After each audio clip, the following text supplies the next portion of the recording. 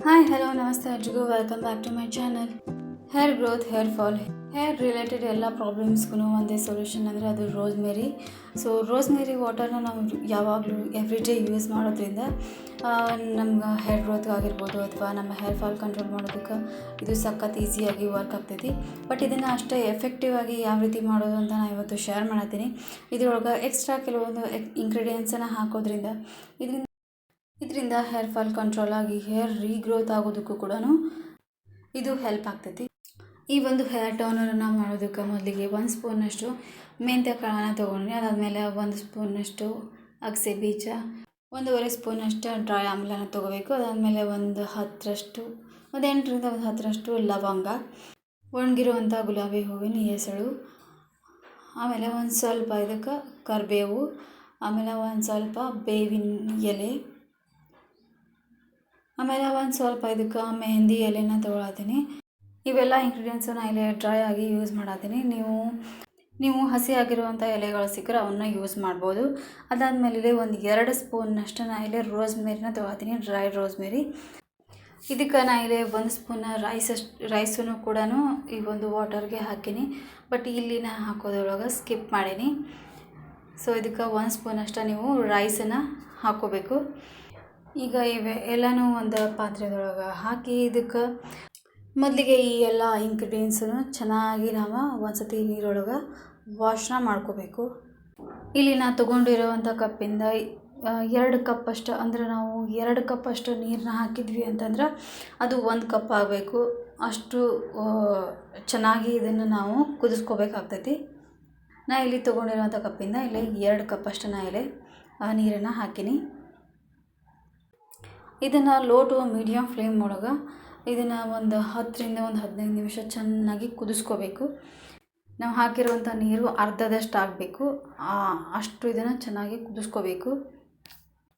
ನೀವು ರೋಸ್ಮೇರಿಯನ್ನು ಯೂಸ್ ಮಾಡಿರೋದ್ರಿಂದ ಇದು ಹೇರ್ ರೀಗ್ರೋತ್ಗಾಗಿರ್ಬೋದು, ಅಥವಾ ಯಾರಿಗೆಲ್ಲ ಹೇರ್ ಲಾಸ್ ಪ್ರಾಬ್ಲಮ್ ಇರ್ತೈತಿ, ಅಥವಾ ಪ್ರೀಮೆಚೂರ್ ಹೇರ್ ಗ್ರೇಯಿಂಗ್ ಆಗಿರ್ಬೋದು, ಅಥವಾ ಡ್ಯಾಂಡ್ರಫ್ ಪ್ರಾಬ್ಲಮ್ ಇರ್ಬೋದು, ಈಚಿ ಸ್ಕ್ಯಾಲ್ಪ್ ಇರ್ಬೋದು, ಹೇರ್ ರಿಲೇಟೆಡ್ ಯಾವುದೇ ಪ್ರಾಬ್ಲಮ್ಸ್ ಇದ್ದರೂ ರೋಸ್ಮೇರಿ ಒಂದು ಬೆಸ್ಟ್ ಆಪ್ಷನ್ ಅಂತ ಹೇಳ್ಬೋದು.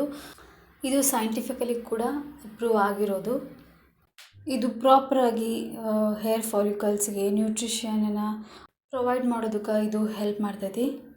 ಇದು ನಮ್ಮ ಸ್ಕ್ಯಾಲ್ಪಲ್ಲಿರುವಂಥ ಬ್ಲಡ್ ಸರ್ಕ್ಯುಲೇಷನನ್ನು ಇಂಪ್ರೂವ್ ಮಾಡೋದಕ್ಕೂ ಕೂಡ ಹೆಲ್ಪ್ ಆಗ್ತೈತಿ. ಆ್ಯಂಡ್ ಇದರಲ್ಲಿ ಯೂಸ್ ಮಾಡಿರೋವಂಥ ಕರಿ ಲೀವ್ಸ್ ಆಗಿರ್ಬೋದು, ಆಮ್ಲ ಆಗಿರ್ಬೋದು, ಅಥವಾ ಮೆಂತ್ಯ ಕಾಳು ಆಗಿರ್ಬೋದು, ಅಗಸೆ ಬೀಜ ಆಗಿರ್ಬೋದು, ಮತ್ತು ಇನ್ನೊಂದು ಮೇನ್ ಇಂಗ್ರೀಡಿಯೆಂಟ್ ಅಂದರೆ ಇದರೊಳಗೆ ಮೆಹಂದಿ ಲೀವ್ಸ್ನ ಯೂಸ್ ಮಾಡೋದ್ರಿಂದ ಇದು ನಮ್ಮ ಕೂದಲಿಗೆ ಒಂದು ನ್ಯಾಚುರಲ್ ಪಿಗ್ಮೆಂಟನ್ನು ಕೊಡೋದಕ್ಕಾಗಿರ್ಬೋದು, ಅಥವಾ ನಮ್ಮ ಕೂದಲಿನ ನ್ಯಾಚುರಲ್ ಪಿಗ್ಮೆಂಟನ್ನು ಇದು ಕಾಪಾಡ್ಕೊಳ್ಳೋದಕ್ಕೆ ಹೆಲ್ಪ್ ಆಗ್ತೈತಿ. ಆಮೇಲೆ ಈ ಹೇರ್ ಗ್ರೇಯಿಂಗ್ ಪ್ರಾಬ್ಲಮ್ ಕೂಡ ಇದರಿಂದ ಕಡಿಮೆ ಆಗ್ತೈತಿ. ಆಮೇಲೆ ಇದರಲ್ಲಿ ಯೂಸ್ ಮಾಡಿರುವಂಥ ಲವಂಗನೂ ಅಷ್ಟೇ ನಮ್ಮ ಹೇರ್ ರಿಲೇಟೆಡ್ ಪ್ರಾಬ್ಲಮ್ಸ್ಗಳು ಏನೇ ಇದ್ದರೂ, ಅಥವಾ ನಮಗೆ ಹೇರ್ ಗ್ರೇಯಿಂಗ್ ಪ್ರಾಬ್ಲಮ್ ಇತ್ತು, ಬ್ಲಡ್ ಸರ್ಕ್ಯುಲೇಷನ್ ಸರಿಯಾಗಿರಲಿಲ್ಲ ಅಂದರೆ ಅದನ್ನು ಕೂಡ ಇಂಪ್ರೂವ್ ಮಾಡ್ಕೊಳ್ಳೋದಕ್ಕೆ ಇದು ಹೆಲ್ಪ್ ಆಗ್ತೈತಿ. ಸೊ ಇದು ಎಲ್ಲ ಇಂಗ್ರೀಡಿಯೆಂಟ್ಸನ್ನು ಹಾಕಿ ನಾವು ಈ ಒಂದು ಹೇರ್ ಟೋನರನ್ನು ಮಾಡಿರೋದ್ರಿಂದ ಇದು ಭಾಳ ಕಾನ್ಸಂಟ್ರೇಟೆಡ್ ಆಗಿರ್ತೈತಿ. ಇದು ಅಷ್ಟೇ ಎಫೆಕ್ಟಿವ್ ಆಗಿಯೂ ಕೂಡ ವರ್ಕ್ ಆಗ್ತೈತಿ. ಇದನ್ನು ನೀವು ಎವ್ರಿ ಡೇ ಕೂಡ ಯೂಸ್ ಮಾಡ್ಬೋದು. ಇದರಿಂದ ಏನು ಸೈಡ್ ಎಫೆಕ್ಟ್ ಇರೋದಿಲ್ಲ. ಹೇರ್ ಟೋನರನ್ನು ನಾವು 2 ಡೇಸ್ ಒನ್ಸ್ ಬೇಕಾದರೂ ಯೂಸ್ ಮಾಡ್ಬೋದು. ಈ ರೀತಿ ನಾವು ಎವ್ರಿ ಡೇ ಅಥವಾ 2 ಡೇಸ್ ಒನ್ಸ್ ಯೂಸ್ ಮಾಡೋದ್ರಿಂದ ಇದನ್ನು ಕಂಟಿನ್ಯೂಸ್ ಆಗಿ ನೀವು ಯೂಸ್ ಮಾಡಿರಿ. ಇದರಿಂದ ಹೇರ್ ಲಾಸ್ ಆಗಿರ್ಬೋದು, ಹೇರ್ ಗ್ರೋತಲ್ಲಿ ಏನಾದರೂ ಪ್ರಾಬ್ಲಮ್ ಆಗಿತ್ತು ಅಂದರೆ ಅದನ್ನು ಈಸಿಯಾಗಿ ಕಡಿಮೆ ಮಾಡ್ಕೋಬೋದು. ಇವಾಗ ಇದು ಉಳಿದಿರುವಂಥ ಎಲ್ಲ ಇಂಗ್ರೀಡಿಯೆಂಟ್ಸು, ಇದನ್ನು ನೀವು ಹೇರ್ ಪ್ಯಾಕನ್ನು ಇದಕ್ಕೆ ಸ್ವಲ್ಪ ಮೊಸರನ್ನ ಹಾಕಿ ಇದನ್ನು ಚೆನ್ನಾಗಿ ಪೇಸ್ಟ್ನ ಮಾಡ್ಕೊಂಡು ನೀವು ಅಪ್ಲೈನ ಮಾಡ್ಕೋಬೋದು. ಇದನ್ನು ಒಂದು ಸ್ಪ್ರೇ ಬಾಟ್ಲ್ ಅಥವಾ ಲಿಕ್ವಿಡ್ ಬಾಟ್ಲ್ ಒಳಗೆ ಸ್ಟೋರ್ ಮಾಡ್ಕೊಂಡು ಇಟ್ಕೋಬೋದು. ಇದನ್ನು 8 ಡೇಸ್ವರೆಗೂ ಆರಾಮಾಗಿ ಫ್ರಿಜ್ಜಲ್ಲಿಟ್ಟು ಯೂಸ್ ಮಾಡ್ಬೋದು.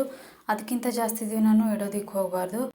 ನಾವು ಯಾವುದೋ ಹರ್ಬ್ಗಳನ್ನ ಫ್ರೆಶ್ ಆಗಿ ಯೂಸ್ ಮಾಡೋದ್ರಿಂದ ಅದರ ಬೆನಿಫಿಟ್ಸು ಜಾಸ್ತಿ ಇರ್ತೈತಿ. ಸೊ ಅದಕ್ಕಿಂತ ನಾವು ಜಾಸ್ತಿ 8 ಡೇಸ್ಗಿಂತನೂ ಜಾಸ್ತಿ ಸ್ಟೋರ್ ಮಾಡೋದಕ್ಕೆ ಹೋಗಬಾರ್ದು. ಆವಾಗವಾಗ ನಾವು ಇದನ್ನು ಫ್ರೆಶ್ ಆಗಿ ಯೂಸ್ ಮಾಡ್ಬೋದು.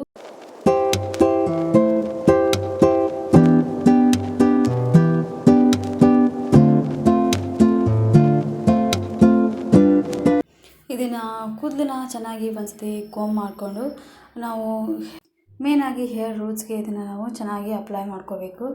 ಯಾರಿಗೆಲ್ಲ ಅಲೋಪೇಶಿಯಾ, ಆ್ಯಂಡ್ರೋಜೆನಿಕ್ ಒಂದು ಬಾಲ್ನೆಸ್ ಪ್ರಾಬ್ಲಮ್ ಇರ್ತೈತಿ ಅಂಥವ್ರಿಗೆ ಕೂಡ ಇದು ಎಫೆಕ್ಟಿವ್ ಆಗಿ ವರ್ಕ್ ಆಗ್ತೈತಿ. ಯಾರಿಗೆಲ್ಲ ಹೇರ್ ಬ್ರೇಕೇಜ್, ಸ್ಪ್ಲಿಟ್ ಎಂಡ್ಸ್, ಆಮೇಲೆ ಕೂದಲಲ್ಲಿ ಶೈನ್ ಇರೋದಿಲ್ಲ ಅಂಥವ್ರಿಗೂ ಕೂಡ ಇದು ಬೆಸ್ಟ್ ಆಗಿ ವರ್ಕ್ ಆಗ್ತೈತಿ. ಸೊ ನೀವು ಇದನ್ನು ನಿಮ್ಮ ಮನೆಯೊಳಗೆ ಒಂದ್ಸತಿ ಟ್ರೈ ಮಾಡಿರಿ. ಈ ಒಂದು ಹೇರ್ ಸ್ಪ್ರೇನ ನಾನು ಯಾವ ರೀತಿ ಮಾಡ್ತೀನಿ ಅಂತ ನಾನು ಇವತ್ತು ಶೇರ್ ಮಾಡೀನಿ, ಈ ಒಂದು ರೋಸ್ಮೆರಿ ವಾಟರ್ನ. ಹೋಪ್ ಈ ಒಂದು ವಿಡಿಯೋ ನಿಮಗೆ ಇಷ್ಟ ಆಗ್ಬೋದು ಅಂತ ಅಂದ್ಕೊಳ್ತೀನಿ. ಇಷ್ಟ ಆಗಿತ್ತು ಅಂದರೆ ಪ್ಲೀಸ್ ಒಂದು ಲೈಕ್ ಮಾಡಿರಿ. ಯಾರೆಲ್ಲ ಸಬ್ಸ್ಕ್ರೈಬ್ ಮಾಡ್ಕೊಳ್ಳದೆ ನೋಡ್ತೀರಿ ಪ್ಲೀಸ್ ಸಬ್ಸ್ಕ್ರೈಬ್ ಮಾಡ್ಕೊಂಡು ನೋಡಿರಿ. ಪಕ್ಕದಲ್ಲಿರುವಂಥ ಬೆಲ್ಲೈಕನನ್ನು ಕ್ಲಿಕ್ ಮಾಡಿ. ಇದರಿಂದ ನಾ ಮಾಡೋ ಪ್ರತಿಯೊಂದು ವಿಡಿಯೋದ ನೋಟಿಫಿಕೇಷನ್ ಫಸ್ಟ್ ನಿಮ್ಗೆ ಸಿಗ್ತೈತಿ. Thanks for watching and keep watching.